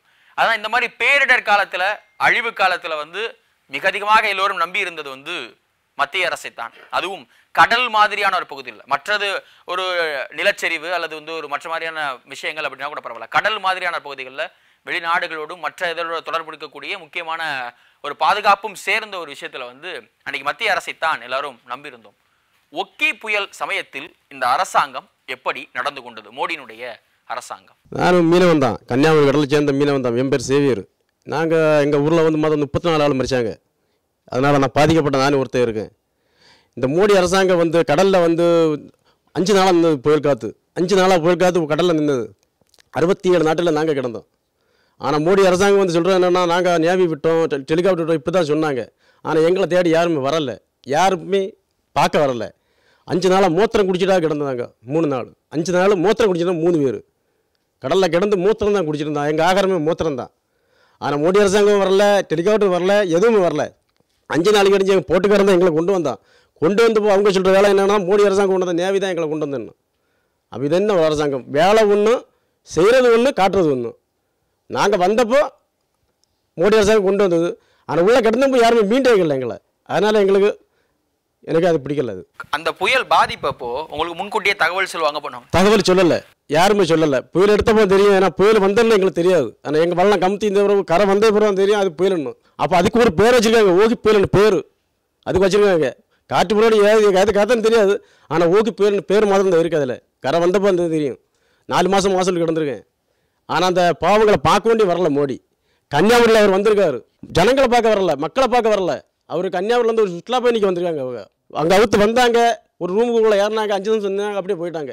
அப்போ வந்து பார்க்க யாரும் வந்தாங்க பார்க்க வேண்டி. நீங்கள் கடலுக்கு போன சமயத்தில் எத்தனை நாள் அங்கே இருந்தீங்க? கடலுக்குள்ளே எவ்வளோ நாள் மாட்டிக்கிட்டு இருந்தீங்க? 5 நாள் மாட்டிக்கிட்டு இருந்தோம். அங்கே எத்தனை பேர் இருந்தீங்க? எப்படி சமாளிச்சிங்க அதை? உங்களுக்கு எந்த அரசாங்கம் யாருமே வந்து மத்திய பாதுகாப்பு துறையோ யாருமே வரல, எங்களை தேடி யாருமே வரல. 5 நாள் கடலில் வரலாம் கமுந்து 5 நாள் நாங்கள் கிடந்தோம். கூட வந்தால 2 ஆள் இறந்து போச்சு. கண்ணு முன்னாலே இறந்து போகிறாங்க எங்கள் கண்ணு தானே. அப்போ நாங்கள் யாரை நம்பணும்? எங்களை வருவாங்க, நேவி வரும், ஹெலிகாப்டர் வரும், பார்க்குறது வரும்னு 5 நாளாக வெயிட் பண்ணோம். ஆனால் யாருமே வரல. எங்கள் ஆளுங்க தான் எங்களை கொண்டு வந்தாங்க. எப்படி திருப்பி காப்பாற்றி கொண்டு வந்தாங்க? எங்கள் போட்டு கமராமல் இருந்த போட்டு உள்ளே வந்து எங்களை கண்டு பத்தை வந்து எடுத்து எங்களை கொண்டு வந்தாங்க. இதெல்லாம் வெறும் சுப்பி கொண்டு எல்லாம் கீறு போன இடம். எப்படியெல்லாம் சுப்பி கொண்டு எல்லாம் உறைஞ்செல்லாம் ரத்தம் போயிடுச்சு. எல்லாம் உடம்புல அப்படி தான் இருக்குது. அந்த உப்பு தண்ணியில் கடந்து எல்லாம் கீறி போயிடுச்சு. சுப்பி கொண்டு கீறி போயிடுச்சு. அப்படியே வந்து காலில் எல்லாம் ஆசல் வந்து எல்லாம் கட் பண்ணி எடுத்துட்டாங்க. காலெல்லாம் கட் பண்ணி மொத்தம் எடுத்துட்டாங்க. கையிலையும் விரலில் எடுத்துக்காங்க. அந்த மோடி அரசு எதுவும் செய்யல. சத்தவங்களை எல்லாம் கொடுத்தாங்க. உங்களுக்கு ஏதாவது நஷ்டம் கொடுத்தாங்களா? எதுவுமே கொடுக்கல. கலெக்டர் வந்து 50,000 ரூபா கொடுத்தாங்க. ஓகே புயல் எடுத்து 1.5 வருஷம் ஆயிடுச்சு. 1.5 வருஷம் ஆயிடுச்சு. அப்போ எனக்கு 2 மக்களை யாரு காப்பாற்றுவா? ஒன்றுமே கொடுக்கல இது வரைக்கும். 50,000 ரூபா மாத்திரம் கொடுத்தாங்க ஒரு கலெக்டர் வந்து. மருந்து செலவுக்கு யாருக்கு இப்போ ட்ரீட்மெண்ட் நடந்துதான் இருக்கு எனக்கு. இப்போ ட்ரீட்மெண்ட் உடனே அங்கே கடல்லேருந்து வந்ததுக்கு பிறகு ட்ரீட்மெண்ட் எப்படி எடுத்தீங்க? இதுக்கெல்லாம் எப்படி ட்ரீட்மெண்ட்? ஹாஸ்பிட்டலில் ஃப்ரீயாகிட்டு அப்படி செய்தாங்க. எல்லாம் ஆப்ரேஷன் பண்ணி எல்லாம் எடுத்துட்டாங்க. அப்படி ஓகே எடுத்தப்புறம் ஆஸ்பத்திரியில் போயிட்டு தான் இருந்தேன். இப்போ ட்ரீட்மெண்ட் நடந்துதான் இருக்கேன். நான் அங்கே ட்ரீட்மெண்ட்டுக்குன்னு பைசா இல்லாட்டேங்கன்ட்டு பக்கத்தில் உள்ள ஹாஸ்பிட்டலில் போயிட்டு இருக்கோம். இப்போல்லாம் போயிட்டு தான் இருக்கும். அதில் செலவு எப்படி நடக்குன்னு எனக்கே தெரியாது. ஆனால் கவர்மெண்ட் எங்களை எதுவும் இன்னும் பார்க்கவே இல்லை, தெரிஞ்சு பார்க்கவே இல்லை. அப்போ இது என்ன ஒரு அரசு? இப்போ அதன் பிறகு மாநில அரசுலேருந்து வந்தோ இல்லை உங்களுக்கு இந்த மீனவர் துறை இந்த மாதிரி சில அமைப்புகள்லேருந்து வந்தோ உங்களை பற்றி கணக்கு எடுத்துகிட்டு போயிட்டு இந்தந்த பாதிப்புகள் அப்படின்லாம் குறிப்பு எடுத்துகிட்டு போயிட்டு ஆவணம் தயார் பண்ணி யாராருக்கு என்ன பாதிப்பு அப்படின்னு நடவடிக்கைலாம் எடுக்கலையா? இல்லை எல்லாருமே எழுதிட்டு தான் போனாங்க. போனவங்க தான் போனவங்க அவங்க இடத்துல இருக்காங்க. ஆனால் என்ன பார்க்க வரல. எழுதுன்னு போனவங்க எல்லாம் பொண்ணவங்க தான். அப்படியே போனவங்க இன்னும் வரவே இல்லை பார்க்கறதுக்கு. சரி, நீங்கள் போயிட்டு இப்போ அந்த புயல் நடந்து முடிஞ்சே 1.5 வருஷம் ஆயிடுச்சு கிட்டத்தட்ட. அங்கே போயிட்டு வந்ததுக்கப்புறம் நீங்கள் எவ்வளோ நாள் ஹாஸ்பிட்டலில் இருந்தீங்க? தொழில் இப்போ என்ன பண்ணுறீங்க? எந்த தொழிலுமே இல்லை. வீட்டில் சும்மா தான் இருக்கேன். தொழில் பண்ண முடியாது. உங்களுக்கு நீங்கள் கல்யாணம் ஆயிடுச்சா? ஆமாம், கல்யாணம். 2 பிள்ளைகள் உண்டு. 2 பிள்ளைங்களும் படிக்கிறாங்க. ஒருத்தர் யூகேஜியில் படிக்கிறா, ஒன்று சின்ன குழந்தை 1.5 வயசு தான் ஆச்சு. உங்களுக்கு இன்சூரன்ஸ் ஒன்றும் கிடையாதா மீனவர் டிபார்ட்மெண்ட்ல இருந்து? இன்சூரன்ஸ் எல்லாம் அடைச்சிட்டு தான் இருக்கும். ஹாஸ்பிட்டல் கிடந்த போய் அடைச்சதா இருந்துச்சோம். அதை பற்றி யாரும் அந்தளிக்கு வரல. இன்சூரன்ஸ் கம்பெனி வந்து உங்களை என்னன்னு பார்க்க வரல யாருமே. அதை வந்து மீன்வளத்துறையும் உங்களுக்கு அந்த இன்சூரன்ஸை வாங்கி கொடுக்கவும் இல்லை. இல்லை இது இப்போ உங்க ஒருத்தருக்கு மட்டும் தான் அந்த நிலைமையே இல்லை, வேற யாரும் இதே மாதிரி பாதிக்கப்பட்டிருக்காங்களா? மற்றவங்க எல்லாம் எப்படி இது பண்றாங்க? நான் கன்னியாகுமரி டிஸ்ட்ரிக்ட் நீரோடி துறையில் சேர்ந்த நீரோடி பகுதி. ஆமா, கிள்ளியூர் தொகுதி. அங்க பாதிக்கப்பட்டவர்கள் இதே மாதிரி எத்தனை பேர் இருக்காங்க? எங்க ஊர்ல நான் ஒத்தேன் தான். இந்த மாதிரி? ஆமா, இந்த மாதிரி இருக்கிறது நான் ஒத்தேன் தான். இறந்து போனது உங்க ஊர்ல எத்தனை பேர்? 34 பேர். 34 பேர் உங்க ஊர்ல இறந்து மட்டும் இருக்கிறாங்க. அவங்க குடும்பத்துக்கு இப்போ ஏதாவது கொடுத்துருக்காங்களா? அவங்க குடும்பத்துக்கு எல்லாம் கொடுத்துருக்காங்க. 20 லட்சம் 25 லட்சம் ரூபாய் கொடுத்துருக்காங்க. ஆனா சத்தும் சாகாம எனக்கு அந்த கவர்மெண்ட் எதுவுமே செய்யல.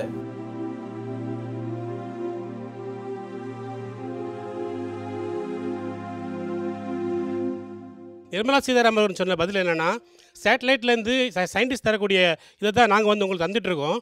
3 நாள் 30 நாளுக்கு முன்னாடி கூட வேணால் தருவோம், நம்ம சயின்ஸ் இன்னும் வளரலை அப்படின்றாங்க. எனக்கு இது ரொம்ப கேவலமாகப்படுது. இந்த சயின்ஸ் வளர்ந்த காலகட்டத்தில் ஒரு புயலை பற்றி உள்ள அறிவிப்பை தாரதுக்கு நம்ம சயின்ஸ் வளரலை அப்படின்னு சொல்லி ஒரு மத்திய அமைச்சர் வந்து சொல்கிறது அவ்வளோ பெரிய கேவலமாகப்படுது. அதுக்கடுத்தது இந்த உயிர் காக்கும் கருவி வந்து போட்டுக்கு கொடுத்துருக்காங்க. அந்த பட்டன் அழுத்தியாச்சுன்னா இங்கே வந்து இன்ஃபர்மேஷன் கிடைக்கும். இந்த புயலில் எல்லாருமே அழுத்தினாங்க, ஒரு கருவியும் ஒர்க் ஆகலை, எந்த கருவியுமே ஒர்க் ஆகலை. ஒரு 205 மீனவர்களை நாங்கள் இழந்திருக்கிறோம் இந்த ஒக்கி புயல் அடித்ததுனால. முழுக்க இந்த அரசாங்கத்தை நம்பியிருந்தோம். 24 மணி நேரமும் கடலில் கிடக்கக்கூடிய நேவி எங்களை காப்பாற்றும்னு நினச்சோம். இங்கே சுதந்திர தினத்துக்கும் குடியரசு தினத்துக்கும் பெரிய பெரிய வீர சாகசங்களை செய்யக்கூடிய விமானங்கள் எல்லாம் எங்களை வந்து காப்பாற்றணும்னு நினச்சோம். ஏன்னா இந்திய நாட்டுக்கு மிகப்பெரிய அளவுக்கு அந்நிய செலாவணியை ஈட்டி கொடுக்கக்கூடிய ஒரு சமூகம். இந்த சமூகம் அரசாங்கம் எங்களை கடலுக்குள்ளால் அனுப்புறதுக்கு எந்த மானியமோ அல்லது எந்த தொழில்நுட்பமோ அரசாங்கம் செய்யலை. எங்களுடைய பாரம்பரிய தொழில்நுட்பத்தை எங்கள் மக்களினுடைய தாலியை விற்று பீலியை விற்று எங்கள் மக்கள் 5க்கு 10க்கு வட்டிக்கு கடன் வாங்கி தான் போட்டுகளை எடுத்துட்டு கடலுக்குள்ளால் போகக்கூடிய அந்த மக்கள். ஒரு புயல் வருது, ஒரு பேரிடர் வருது, இதை அறிவிக்கக்கூடிய அரசு என்ன செய்யணும்? அந்த கடலுக்குள்ளால் 10 நாள் 15 நாள் கடலுக்குள்ளால் இருக்கக்கூடிய மக்களுக்கு அந்த பேரிடரை அறிவிக்கிறதுக்கு முன்னறிவிப்பு செய்யக்கூடிய வேலையை செய்கிறதுல மிகப்பெரிய தோல்வி. ஏன்னா முந்தின நாள் 29ஆம் தேதி புயல் அடிக்குது, 30ஆம் தேதி புயல் அடிக்குது, 29ஆம் தேதி 2 மணிக்கு மேலே தகவல் சொல்கிறாங்க 45 கிலோமீட்டர்லேருந்து 55 கிலோமீட்டர் வேகத்தில் புயல் அடிக்கும், அதனால் மீனவர்கள் மீன் பிடிக்க செல்ல வேண்டாம். ஆனால் 10 நாளைக்கு முன்னே 15 நாளைக்கு முன்னே 20 நாளைக்கு முன்னே 150 நாட்டிக்கல் 200 நாட்டிக்கல் 250 நாட்டிக்கலுக்கு உள்ளால் மீன் பிடிச்சிட்டு இருக்கக்கூடிய மீனவனுக்கு இந்த தகவலை சொல்லலை. கரையில் மீன் பிடிக்கக்கூடிய அன்னன்னைக்கு போயிட்டு வரக்கூடியவனுக்குன்னா ஓகே, நீங்கள் சொல்லக்கூடிய அந்த மீன் கடலுக்கு மீன் பிடிக்க போகாமல் இருப்பாங்க. ஆனால் உள்ளே இருக்கக்கூடியவங்களுக்கு தகவல் சொல்லுங்கன்னா எங்களுக்கு அதுக்கான டெக்னாலஜி இல்லை அப்படின்னு சொல்கிறாங்க. அரசாங்கத்தினுடைய ஃப்ரீக்வன்சி இருக்குது, அந்த வாக்கி டாக்கி இருக்குது, அந்த ஃப்ரீக்வன்சியை பயன்படுத்தி உள்ளே இருக்கக்கூடிய மக்களை வெளியில் கொண்டு வாங்கன்னு சொல்கிறோம். நேவியை அனுப்பி உள்ளே இருக்கக்கூடிய மக்களுக்கு இந்த புயல் எச்சரிக்கையை சொல்லி வெளியில் கொண்டு வாங்கன்னு சொன்னால் அதுக்கு இந்த அரசாங்கம் எந்த விதத்திலையும் முயற்சி எடுக்கலை. புயல் அடிக்குது 45லேருந்து 55 கிலோமீட்டர் வேகத்துக்கு அடிக்கும்னு சொன்ன புயல் 130 கிலோமீட்டர்லேருந்து 180 கிலோமீட்டர் வேகத்துக்கு அடிக்குது. அப்போ பேரிடர் மேலாண்மை செய்யக்கூடிய அமைப்புகளும் இந்த வானிலை எச்சரிக்கை செய்யக்கூடிய அமைப்புகளும் எந்த அளவுக்கு தோல்வியில் இருக்கிறாங்கன்னு தெரியுது. 45-55 கிலோமீட்டர்னா எங்கள் மீனவர்களுக்கு சுச்சுபி, அவங்க இது மாதிரியான பெரிய புயலை எல்லாம் பெரிய காற்றையெல்லாம் தாங்கிட்டு இருக்கக்கூடியவங்க. ஆனால் 130லேருந்து 180 கிலோமீட்டர் வேகம் வரைக்கும் அடிக்கும் அப்படின்னு உள்ள முன்கூட்டியே சொல்கிறதுக்கு திராணி இல்லாத ஒரு வானிலை முன்னெச்சரிக்கையெல்லாம் இருக்குது.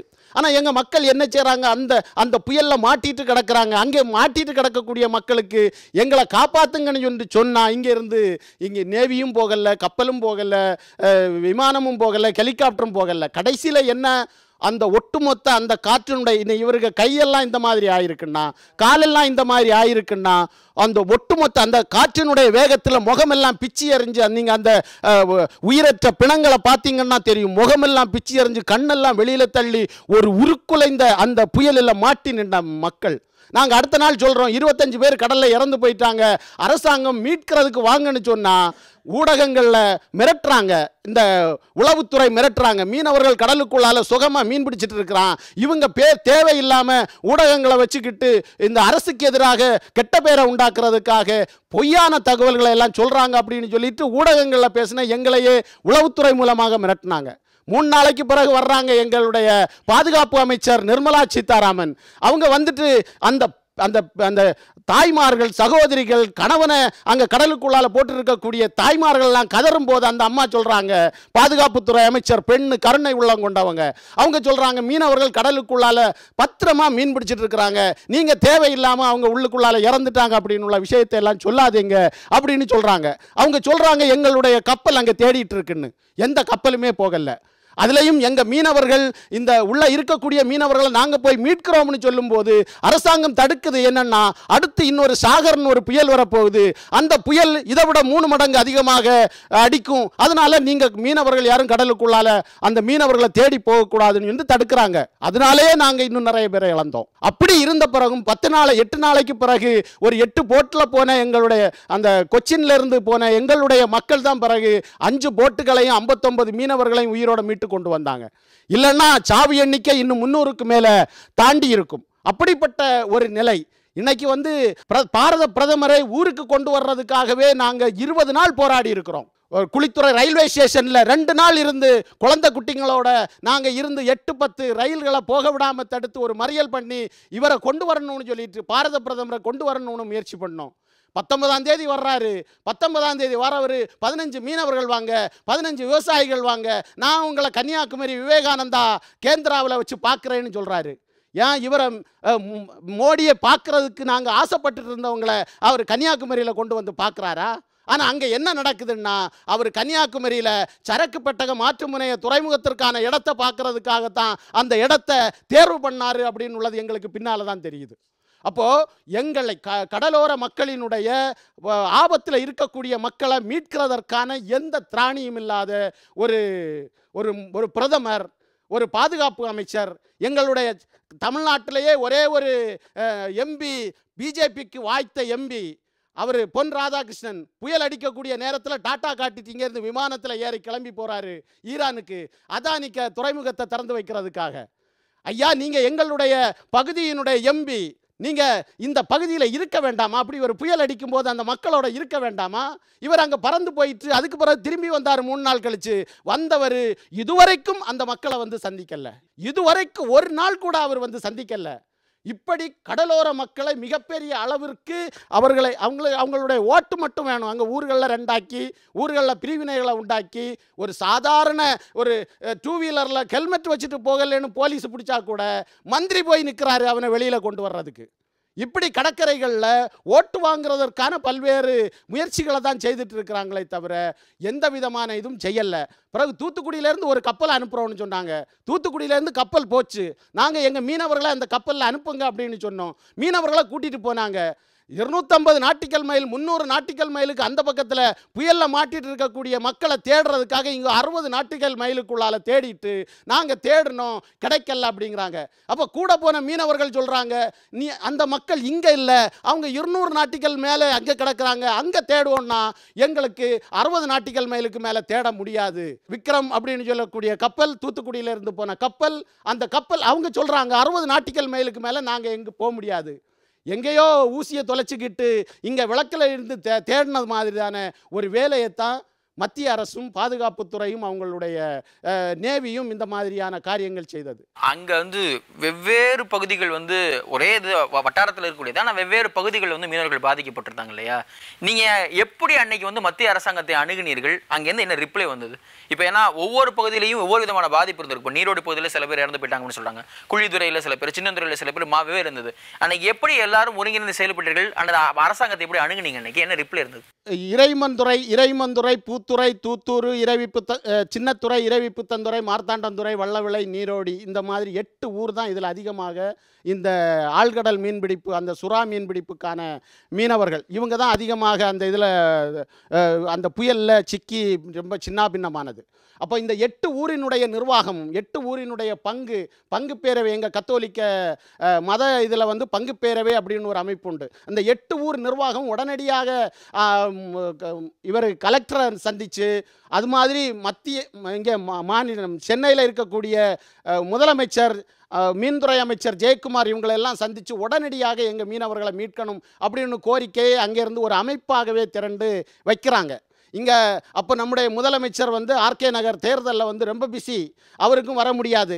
9 நாள் 10 நாளைக்கு பிறகு அவரும் வர்றாரு. அவரை வர வைக்கிறதுக்காகவே நாங்கள் மிகப்பெரிய அளவுக்கு போராட்டம் நடத்தியிருக்கிறோம். முழுக்க என்ன ஆச்சுன்னா, எங்கள் மக்கள் இது அரசு எங்களை கவனத்தில் எடுக்கல, மத்திய அரசும் கவனத்தில் எடுக்கல, மாநில அரசும் முதுகெலும்போட ஒரு வாயை திறந்து அரசாங்கத்திட்ட நீங்கள் இதை தேடுங்கன்னு சொல்லக்கூடிய அளவுக்கான துணிச்சல் இல்லாமல் இவங்க தேர்தல் வேலைகளை செய்துட்டு இருந்தாங்க. ஆனால் மக்கள் ஒவ்வொரு ஊர்லேயும் பந்தல் போட்டு அங்கேயே உண்ணாமல் உறங்காமல் குழந்தை குட்டிகளோட இருந்து எங்கள் மக்களை மீட்டித்தாங்கன்னு சொல்லிட்டு சத்தம் போட்டுட்டு அந்த போராட்ட களம், ஒவ்வொரு ஊர்லேயும் போராட்ட களத்தில் இருந்ததனுடைய வெளிப்பாடாக தான் அந்த மக்களினுடைய ஒற்றுமை, ஒருங்கிணைப்பு வந்தது. பல பகுதியிலிருந்து மக்கள் ஆதரவு கொடுத்தாங்க. ஆனால் முதலமைச்சர் வரும்போது உங்களுடைய போராட்டத்தை கலைச்சாதான் நான் உங்களை பார்க்க வருவேன்னு ஒரு நிபந்தனையோட வர்றாங்க. போராட்டத்தை கலைச்சிட்டு பார்க்க வர்றாங்க.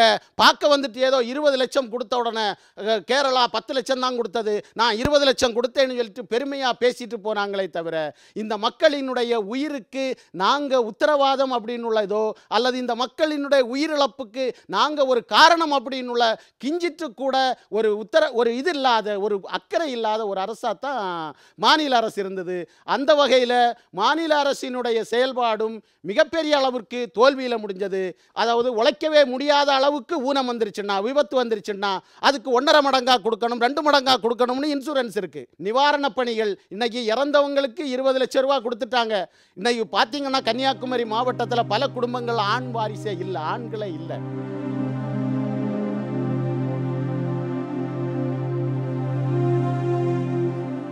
ரீஜனல் ரெக்ரூட்மெண்ட் பாலிசிங்கிறது ஒரு சட்டமாகவோ அல்லது கன்வென்ஷனாகவோ இருந்திருக்கு. அதை உடைத்தெறிந்து எங்கிருந்து வேணாலும் எங்கே வேணாலும் போடலாங்கிற முறையை வந்து திட்டமிட்டு புகுத்தி ஹரியானா, ராஜஸ்தான், உத்தரப்பிரதேசம் இந்த 3 மாநிலங்களில் இருக்கக்கூடிய ஒரு எம்ப்ளாய்மெண்ட் மாஃபியா, இதை வந்து அது வந்து காங்கிரஸ் ஆட்சி காலத்தில் தொடங்குச்சா இப்போ தொடங்குச்சான்னு எனக்கு தெரியல. ஆனால் 7-8 ஆண்டு காலமாக இவங்க தொடர்ந்து செயல்பட்டு அது மோடி ஆட்சி காலத்தில் உச்சம் பெற்றிருக்கிறது. அப்படிங்கிறது தான் பொதுத்துறை நிறுவனங்களில் மத்திய அரசுகளில் இருக்கக்கூடிய ஈவன் சிஐடியு போன்ற தொழிற்சங்கவாதிகளுடைய கருத்தும் கூட அங்கிருந்து தான் தொடங்குது. திடீர்னு இவ்வளோ பேர் வந்ததுங்கிறது ஒரு நாளில் நடக்கலை. ஒரு சிஸ்டமேட்டிக்காக ஒரு ஸ்கேண்டல் நமக்கு எதிராக வந்து நடந்திருக்கு. தமிழ்நாட்டுக்காரங்கள்லாம் வேலைக்கு போகிறது கிடையாது, அவங்க எக்ஸாம் எழுதுறது கிடையாது, அவங்களுக்கு வந்து ஒரு பேங்க் எக்ஸாமாக எழுதுறதுக்கெல்லாம் துப்பு இல்லை அப்படின்னு சொல்லி ஸ்விக்கியில் வேலை செய்கிற அளவுக்கு நம்ம மனநிலையை கொண்டு வந்து வச்சுட்டு, ஆனால் பீகாரில் 20 மார்க் வாங்காதவனை கூட வந்து அவன் நிச்சயமாக அவன் பாஸ் பண்ணி பேங்க்கில் பெரிய ஆளாக வந்துருவாங்கிற மாதிரி ஒரு சூழலை உருவாக்கி இந்த ரீஜனல் ரெக்ரூட்மெண்ட் பாலிசியை ஒழித்ததன் மூலமாகத்தான் இது நடந்திருக்கு. போன வாரத்துக்கு முந்தின வாரம் ஐசிஎஃப்ல இருந்து நம்ம இந்த இப்போ வந்தே மாதரம் எக்ஸ்பிரஸ்னு ஒன்று ஓடுறாங்க பார்த்தீங்களா, அந்த ட்ரெயினை செய்கிற அவ்வளவு தொழில்நுட்பமும் அங்கே பெரம்பூரில் இருக்கிற ஐசிஎஃப்ட்டு தான் இருந்தது. அவங்க தொழிலாளர்களுக்கு புதிதாக வேலை வந்தது. ஒரே நாள் இரவில் அந்த என்டையர் யூனிட்டை கொண்டு போய் அப்படியே உத்தரப்பிரதேசத்துக்கு எடுத்துகிட்டு போயிட்டாங்க. அந்த இன்ஜினியர்ஸ் அவ்வளோ பேரும் எல்லாருக்கும் வேலை வாய்ப்பு போச்சு. ஆனால் அதை கேட்பதற்கு கூட எடப்பாடிக்கும் பன்னீர்செல்வத்துக்கும் தைரியம் கிடையாது. இனிமேல் மாநில முதலமைச்சர்கள் தங்கள் மாநிலத்திற்காக போராடக்கூடிய தைரியமும் ஆண்மையும் உள்ள முதலமைச்சர்களாக வந்தால் ஒழிய மாநில உரிமைகளை நீங்கள் பாதுகாக்க முடியாது. அதை நிச்சயமாக தளபதி ஸ்டாலின் செய்வார். இப்போ நீங்கள் வந்து சோசியல் மீடியாவில் நீங்கள் இன்றைக்கி வந்து இப்போ ஃபார் எக்ஸாம்பிள் கலைஞர் டிவியில் வந்து கருத்து கேட்புன்னு நீங்கள் வச்சிங்கன்னு சொன்னால் உடனடியாக அந்த கருத்து கேட்புக்கு மோடிக்கு ஆதரவாக வந்து ஒரு செகண்டுக்குள்ளே வந்து ஒரு 5000 பேர் வந்து பண்ணிவிடுவாங்க. அது என்ன பண்ணாங்கன்னா பார்ட்ஸ் வச்சுருக்காங்க, தே காட் பார்ட்ஸ். அந்த பார்ட்ஸ் வந்து அதுங்களை ப்ரோக்ராம் பண்ணி இருக்கிறதுனால உடனே அதுக்காக வேண்டி தே ஹவ் எம்ப்ளாய்டு வந்து நீங்கள் நான் surprise to say Muralidhar Rao வந்து பாஜகவுக்கு பொறுப்பாக இருக்கிற முரளிதர் ராவ் சொன்னார், தமிழ்நாட்டில் அவங்க 1 லட்சம் வாலண்டியரை சமூக ஊடகத்திற்கு இவங்க என்கேஜ் பண்ணியிருக்காங்க. அதான் முக்கியமான வார்த்தை. சமூக ஊடகத்தை கையாளுவதற்காக 1,00,000 பேரை தமிழ்நாட்டில் பண்ணியிருக்காங்க. இந்த 1,00,000 பேருக்கு என்ன வேலைன்னு கேட்டிங்கன்னா, அவங்களுக்கு என்ன ஸ்டைஃபன் கொடுக்குறாங்க, எப்படி பேமெண்ட் கொடுக்குறாங்க, அதை ஃபைனான்ஷியலாக எப்படி மீட் பண்ணுறாங்கங்கிறது நமக்கு தெரியல. ஆனால் அவங்களுக்கு என்ன வேலைன்னு கேட்டிங்கன்னா, லைக் போடணும்னா உடனே லைக் போடணும். காலையில் வந்து அவங்களுக்கு வந்து அனுப்பிச்சுடுவாங்க மெட்டீரியல் அனுப்பி 1,00,000 பேருக்கும். அந்த 1,00,000 பேரும் ஒரு 250 பேர் இருக்கிற வாட்ஸ்அப் குரூப்பில் இருக்கிறாங்க. அதில் பல பேரில் இருப்பாங்க, சந்தேகப்பட முடியாதபடி பேரில் இருப்பாங்க. நீங்கள் சில பேர் வந்து கிறிஸ்டியன் நேம் வச்சுக்குவாங்க, சில பேர் வந்து முஸ்லீம் நேம் வச்சுக்குவாங்க, சில பேர் வந்து எல்லா தரப்புலேருந்து வர்ற நியூஸ் மாதிரி அதை பண்ணுறதுக்காக வேண்டி அதை வந்து உடனே அவங்க அந்த வாட்ஸ்அப் குரூப்பில் பரப்புகிறாங்க.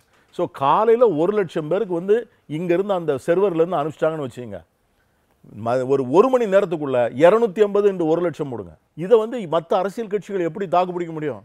இதற்கான ஃபைனான்சியல் மசில் எங்கே இருக்குது? ஆனால் இது எல்லாவற்றையும் மீறி மக்கள் சக்தி வெற்றி பெறும் என்பதுதான் உண்மை. மோடி அரசு என்ன பண்ணுறாருன்னா, கடற்கரைகளை முழுவதும் அதானிக்கு விற்கிறார். நிறையா பிரச்சாரம் நடத்துகிறாங்க, உங்கள் வாக்கு விற்பனைக்கல்ல அப்படின்னு பிரச்சாரம் நடத்துகிறாங்கல்ல. உண்மையிலே தேர்தல் பிரச்சாரம் நம்ம எப்படி நடத்தணும்னா, மோடி அவர்களே இந்தியா விற்பனைக்கல்ல அப்படின்னு நடத்தணும். அதுதான் நம்முடைய கோஷமாக இருக்கணும். என்னுடைய அடையாளம் இது, நான் மோடிக்கு வாக்களிக்க மாட்டேன் ஏன் அப்படின்னு ஒரு காரணம் கேட்டா என்ன சொல்லுவீங்க எல்லாரும்? நான் வந்து மாட்டுக்கறி தின்றவன், என்னை வந்து நீ தின்னக்கூடாது, நான் கொடுக்குறதா நீ தின்னணும் அப்படின்னு சொல்கிற அந்த மோடியை வந்து வெறுக்கிற. சமூக நீதியை வென்றெடுத்த தமிழகத்தில் இன்னைக்கு பொது நுழைவுத் தேர்வுன்னு கொண்டு வந்து தமிழ்நாட்டு மாணவர்களுடைய ஒட்டுமொத்த கல்வி சுரண்டலும் வேலைவாய்ப்பு சுரண்டலையும் நான் எதிர்க்கிறேன். அதனால் நான் மோடிக்கு வாக்களிக்க மாட்டேன். நான் ஒரு திராவிடன், மோடியோட காவிய தீவிரவாதத்தை நான் வரவே கூடாது என்று தீர்மானிக்கிறேன். நான் ஒரு அரசியல் அறிவியல் மாணவன். ஹிட்லரை வந்து நம்ம தேர்தல் மூலியமாக தான் தேர்ந்தெடுத்தாங்க ஜெர்மானியர்கள். அதுக்கப்புறம் அவங்க ஒரு 20 வருஷத்துக்கு தேர்தல்லாம் என்னன்னு தெரியாமல் கஷ்டப்பட்டாங்க. அது மாதிரியான இன்னொரு வாய்ப்பை மோடிக்கு தர நான் தயாராக இல்லை. நான் மாணவன், எனக்கு வேலை இருக்குமான்னு தெரியல, அதனால் நான் அவருக்கு ஓட்டு போட மாட்டேன். அங்கே மேலேருந்து கீழே வரைக்கும் ஆர்எஸ்எஸ் ஆலையே போட்டுருக்கிறதுனால அவங்களாம் இப்போ எப்படி சமாளிப்பாங்கன்னே தெரியல. அதனால் வந்து ஆர்எஸ்எஸ் புகுத்துறதுனால எனக்கு வந்து மோடி வந்து தேவையே இல்லை. நான் ஒரு சாதியற்றவன், அதனால் வந்து ஜாதியவாதத்தையும் மதவாதத்தையும் இந்த நாட்டில் திணிக்க முற்படும் மோடி அதன் சார்ந்த அந்த கும்பல்களை இந்த தமிழ்நாட்டை விட்டு நாட்டை விட்டு விரட்ட வேண்டும், அவர்களை அடையாளப்படுத்த வேண்டும். இப்படி தான் என்னுடைய நோக்கம். நான் வந்து ஒரு ஏற்றுமதியாளன். ஸோ ஏற்றுமதிக்கு தகுந்த மாதிரி அவங்க எந்த ஒரு திட்டத்தையும் சிறப்பான திட்டத்தையும் செயல்படுத்தலை. ஜிஎஸ்டினால் அதிகமாக பாதிக்கப்பட்டது எங்கள் திருப்பூர் பகுதியில் இருக்கக்கூடிய சேலம் பகுதியில் இருக்கக்கூடிய மக்கள் தான். அதனால் நான் அவருக்கு வாக்கு அளிக்க மாட்டேன், அவரை தேர்ந்தெடுக்கவும் மாட்டேன். நான் ஒரு மீனவன், என்னோட லைஃப்பை பற்றியோ கடற்கரை சூழலை பற்றியோ எந்த ஒரு புரிதல் இல்லாமல் அந்த என்னோடய வாழ்வாதாரத்தையும் மதிக்காமல் கடற்கரை வளங்களை வந்து கொள்ளடிக்க நினைக்கிற இந்த அரசாங்கத்துக்கு சத்தியமாக நான் வாக்களிக்க மாட்டேன். நான் ஒரு வழக்கறிஞர். இந்திய அரசியலமைப்பு சட்டம் வழங்கியிருக்கக்கூடிய அடிப்படை உரிமைகளுக்கு எதிராகவும் இந்திய இறையாண்மைக்கு எதிராகவும் தொடர்ச்சியாக செயல்பட்டு வருகின்ற பிரதமர் மோடி அவர்களுக்கு நான் வாக்களிக்க மாட்டேன். நான் ஒரு விவசாயி. இந்த 5 ஆண்டுகளிலே அதிகமான விவசாயிகளை தற்கொலைக்கு தூண்டிய பிஜேபி அரசாங்கத்தின் மோடி அவர்களுக்கு நாங்களும் விவசாய தோழர்களும் வாக்களிக்க மாட்டோம். நான் ஒரு வழக்கறிஞர். ஒட்டுமொத்த இந்தியாவினுடைய இயற்கை வளங்கள் பாதுகாக்கப்பட வேண்டும் என்றால் நிச்சயமாக மோடி புறக்கணிக்கப்பட வேண்டும். அதற்காக அவருக்கு எதிராக தான் வாக்களிப்பேன். நான் ஒரு எழுத்தாளர். ஜனநாயகத்தின் குரல் வளையை நெரிக்கின்ற, விமர்சனப்படுத்துகின்றவர்களை கொலை செய்கின்ற ஒரு காட்டுமிராண்டி அரசை தலைமையேற்று நடத்தி கொண்டிருக்கும் மோடியை நான் ஆதரிக்க மாட்டேன். அவரை தோற்கடிப்பதில் முயற்சி செய்வேன். நான் ஒரு மீனவன். கடலையும் கடலோரத்தையும் தனியாருக்கு தாரை வார்க்கும் மோடியை நான் ஆதரிக்க மாட்டேன். நான் ஒரு மீனவ குடும்பத்திலிருந்து வந்திருக்கேன். கடலோர கிராமத்திலிருந்து ஓகி புயலால் பாதிக்கப்பட்ட எங்கள் மீனவ மக்களை பற்றி ஏன்னு கேட்காத, அதை கண்டுக்காத, அவங்களுக்கு செய்ய வேண்டிய உதவிகள் செய்யாத மோடியை நாங்கள் அது வன்முறையாக கண்டிக்கிறோம். இனி அந்த அரசு வரக்கூடாது என்பது எங்களுடைய நோக்கம். நான் ஒரு நெய்தல் எழுத்தாளர். மதசார்பற்ற இந்தியாவில் மதவாதத்தை வளர்த்து நாட்டின் மக்களுடைய அமைதியை குலைக்கும் மோடிக்கு என்னுடைய வாழ்நாட்களிலேயே வாக்களிக்க மாட்டேன். நான் ஒரு மீனவன், மொத்தமாக வாக்களிக்க மாட்டேன் மோடிக்கு. நான் ஒரு தமிழன். நான் ஒரு ஜனநாயகவாதி. தமிழ்நாட்டினுடைய கல்வி உரிமை, சமூக நீதி உரிமை, வேலைவாய்ப்பு உரிமை, இயற்கை வளங்களின் மீதான உரிமை, மொழி உரிமைன்னு சொல்லிட்டு தமிழர்களுடைய அனைத்து உரிமைகளையும் குழி தோண்டி புதைக்கிற ஒரு அரசாங்கத்தின் தலைவராக இருக்கிற மோடிக்கு நான் வாக்களிக்க மாட்டேன் என்பது மட்டுமல்ல, மற்றவர்களையும் வாக்களிக்காதீர்கள் என்று தான் சொல்வேன். நான் ஒரு மாணவன். ரோஹித் வெமுலாக்களையும் அனிதாக்களையும் இழக்க நான் தயாராக இல்லை. ஆகவே மோடிக்கு வாக்களிக்க மாட்டேன். நான் வந்து ஒரு கல்லூரி மாணவர். மோடியை மட்டும் இல்லை, இந்த பாரதிய ஜனதா அரசே இனிமேல் ஆட்சிக்கு வரக்கூடாது என்பதே என்னுடைய கருத்து. ஸோ நான் அந்த நானையே அழிக்கணும், எனக்கு ஒரு தனி மனித சுதந்திரம் இருக்கக்கூடாது, அந்த தனி மனித கூற்றுகளே இருக்கக்கூடாது, நான் சொல்கிறது தான் நீ கேட்கணும் அப்படின்னு அந்த நானே அழிக்க நினைக்கிற மோடிக்கு என்னோடய வாக்கு நிச்சயமாக இருக்காது. நான் ஒரு தமிழன், மோடி வரக்கூடாதுன்னு நினைக்கிறதுக்கு இதை விட பெரிய காரணம் இருக்க முடியுமான்னு தெரியல. சைக்காலஜிக்கல் கவுன்சிலர், கொஞ்சம் எழுதுறவன். அந்த இதுலேருந்து சொன்னால் ஜனநாயகம்னா என்னன்னே தெரியாத, மூளை தன்னை தவிர வேறு எதை பற்றியும் சிந்திக்க தெரியாத ஒரு நபரை நம்பி ஒரு டீ கடை கூட ஒப்படைக்க முடியாது. நான் ஒரு திராவிட தமிழன். மாடுகளுக்காக ஒரு ராஜ்யத்தை கட்டமைத்திருக்கின்ற மோடி இன்று மட்டுமல்ல இனி என்றும் மோடியின் ஆட்சி இந்த இந்திய துணைக்கண்டத்தில் ஏற்படக்கூடாது என்பதற்காக மோடியை எதிர்த்தும் பிஜேபியை எதிர்த்தும் பரப்புரை செய்வேன். ஒரு இந்திய ஜனநாயகத்தினுடைய ஆதரவாளன். இந்தியாவில் இனி ஒருபோதும் கல்புர்கிகளோ நரேந்திர தபோல்கர்களோ கௌரி லங்கேஸ்வரோ கொல்லப்படக்கூடாது என்பதற்காகவும் நான் மோடிக்கு வாக்களிக்க மாட்டேன். நான் ஒரு மீனவ குடும்பத்தை சார்ந்தவன். ஸோ இந்தியா என்கின்ற இந்த பன்முக தேசத்தின் அடையாளத்தை வந்து இழக்கிறதுக்கு நாங்கள் தயாரில்லை. அடுத்த 5 வருடங்கள் கொடுத்தோம் அப்படின்னா ஒட்டுமொத்த கான்ஸ்டியூஷன்ல இருந்தும் செக்குலரிசமை தூக்கிடுவாங்க. ஸோ அதனால் மோடிக்கு என்னோட வாக்கு கிடையாது. மோடி அப்படிங்கிற ஒரு தனி மனிதருக்கு எதிரான ஒரு வாதமாக மட்டும் இல்லாமல் இந்திய ஒன்றியம், இந்திய துணைக்கண்டம் அப்படிங்கிற பரந்த நிலப்பரப்பில் வாழக்கூடிய பல கோடி மனிதர்கள் எப்படி வாழ வேண்டும் என்கிற தங்களுடைய கனவுகளை சாமானியர்கள் இங்கே பதிவு செய்திருக்கிறார்கள். வெறுப்புக்கு எதிராக அன்பாகவும், அடிமைத்தனத்துக்கும் முடக்குதலுக்கும் எதிராக சமத்துவமாகவும் அவர்களுடைய குரல் ஒலித்திருக்கிறது. மோடி பற்ற வைத்திருக்கிற வெறுப்பு தீக்கு எதிராக இந்த சாமானியர்கள் விரும்புகின்ற அன்பின் தீ பரவட்டும். நன்றி, வணக்கம். மீண்டும் மற்றொரு நிகழ்ச்சியில் சந்திக்கலாம்.